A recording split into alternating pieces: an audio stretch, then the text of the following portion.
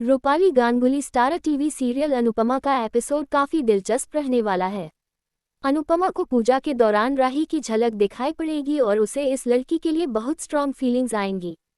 वह पूजा से उठकर उसके पीछे जाने लगेगी, लेकिन अंश उसे रोकेगा कि पूजा के बीच से उठकर जाना ठीक नहीं होगा।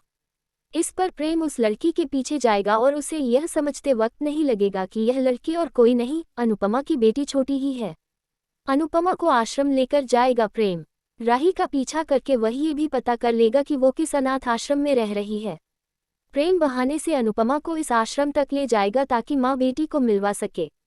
इधर आध्या लगातार ये दुआ कर रही है कि उसकी माँ उससे दूर चली जाए, क्योंकि उसे लग रहा है कि शायद उसकी माँ उसे पकड़वाने आई है।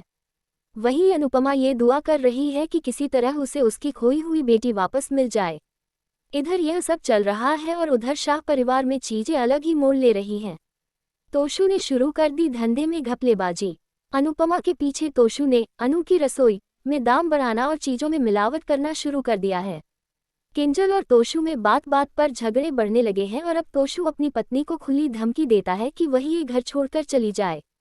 लेकिन किंजल अपनी बेटी परी की जिंदगी बदलने की कोशिश में लगी है।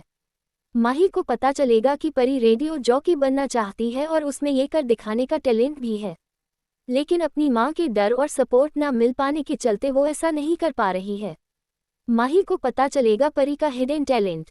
माही उसकी मदद करने की कोशिश करेगी, लेकिन चोरी छिपे ऑडिशन के लिए जाते हुए दोनों पकड़े जाएंगे और तब किंजल परी को खूब खरी खोटी सुनाएगी कि हर कोई पहले लुक्स देखता है और इसमें लुक्स नहीं है तो कम से कम टैलेंट तो हो।